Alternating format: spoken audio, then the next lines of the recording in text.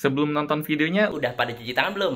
Pause dulu video ini. Pause dulu video ini. Pause dulu video ini. Cuci tangan dulu ya. Cuci tangan yang bersih. Pakai sabun. Pakai sabun. Cuci tangan yang bersih pakai sabun. Ayo, kita tungguin. Dan kalau kalian udah cuci tangan, silakan lanjut nonton videonya. Silakan nonton videonya. Nontonnya di rumah aja ya. Nontonnya di rumah aja ya. Jangan kemana-mana. Jangan kemana-mana.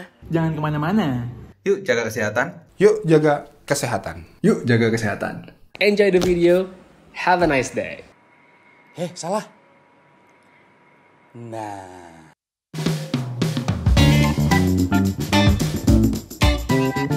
Halo, apa kabar semua? Balik lagi dengan Putra Reza, masih di Project Review. Apa kabar? Semoga masih sehat-sehat aja.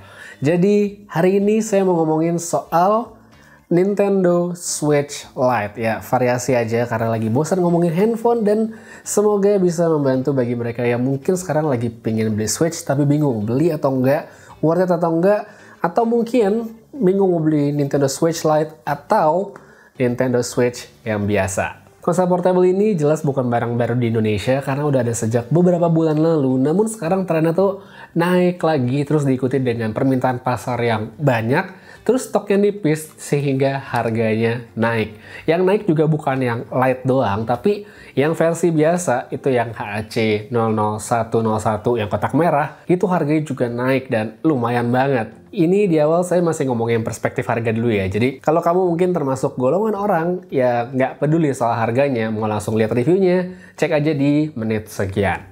Jadi sebelum harganya naik, Nintendo Switch yang polosan itu harganya di antara 2,7 sampai 2,9 lah. Terus yang ini yang Zacian sama Menta yang Pokemon itu antara 2,8 sampai 3 jutaan. Beda tipis lah dua versi itu, tapi setelah naik range-nya itu ada yang jual 3,2, ada yang jual 3,3, ada yang 3,5, bahkan yang paling gila itu sampai 4 juta. Terus yang versi Switch biasa, yang kayak gini tapi yang versi HAC 00101 yang baru, yang kotak merah itu juga ikutan naik dari normalnya sekitar 5 jutaan jadi 6 juta, bahkan ada yang jual 7 juta. Itu luar biasa banget karena ngalah-ngalahin PS4 Pro. Kenaikan harga Switch ini juga nggak cuma di Indonesia, tapi di luar negeri juga secara global. Karena mungkin sekarang ini udah kebanyakan orang yang stuck di rumah ya, harus stay di rumah. Udah mulai bosan dan akhirnya mencari hiburan alternatif dan salah satunya lewat Nintendo Switch. Karena sekarang juga ada game baru kayak Animal Crossing. Jadi kalau mungkin dalam waktu dekat ini kamu ingin membeli Nintendo Switch atau Nintendo Switch Lite, perhatikan harganya, lihat fluktuasinya, mungkin lagi naik lagi turun. Tapi kalau misalnya kamu punya duitnya, langsung dibeli aja karena mungkin nanti harganya bakal jadi lebih mahal lagi. Tapi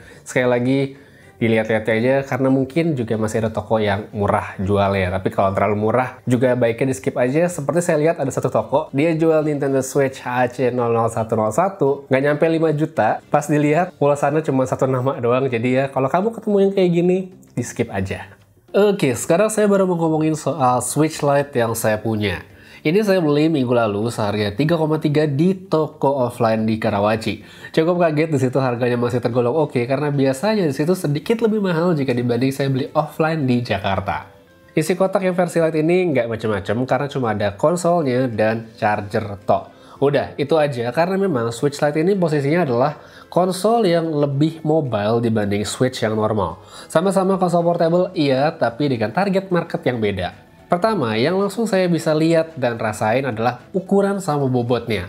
Switch Lite lebih kecil, lebih ringkas termasuk dengan layar yang juga sedikit lebih kecil. Totalnya selisih 1 Joy-Con lah kalau dijejerin. Buat sebagian orang mungkin ini nggak terlalu signifikan ya soal ukuran, tapi kalau buat saya bisa muat di pouch kayak gini itu bikin nyaman untuk dibawa-bawa.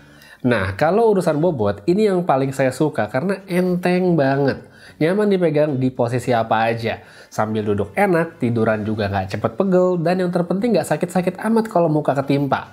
Kemudian selanjutnya buat Joy-Con. Switch Lite ini nggak bisa dicopot kayak yang biasa. Jadi seperti lebih dibuat untuk orang yang main sendiri dan bukan buat barengan. Masih bisa sih main bareng temen, tapi harus connect dulu pakai Joy-Con tambahan. Satu hal penting yang masih saya pikirin dan agak khawatir sebenarnya dengan model seperti ini adalah seandainya nanti ada tombol yang rusak, ya kelar, harus dibongkar semua.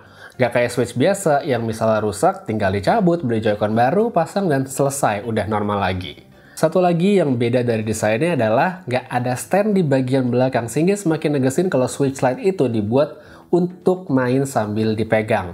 Bukan didiriin apalagi pakai docking ke TV karena memang nggak bisa.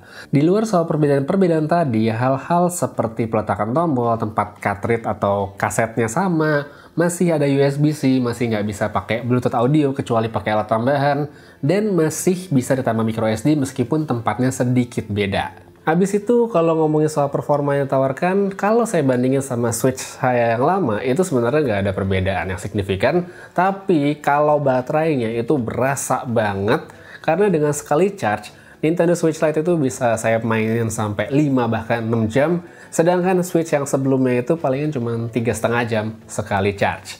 Tapi saya ingetin lagi kalau Switch yang saya punya ini, yang sebelumnya yang warna merah ini, adalah keluaran awal banget 2017. Jadi ini adalah versi lama HC001, bukan yang baru yang kotak merah HC00101 yang tentunya punya baterai lebih bagus. Jadi worth it atau enggak untuk beli Nintendo Switch Lite? Kalau buat saya worth it banget karena perangkat ini, konsol ini menawarkan portabilitas yang lebih ringan, lebih kecil, dan punya baterai yang lebih tahan lama. Terus mendingan beli Switch Lite atau Switch yang biasa? Sebenarnya itu balik lagi ke preferensi masing-masing dan pola pemakaiannya.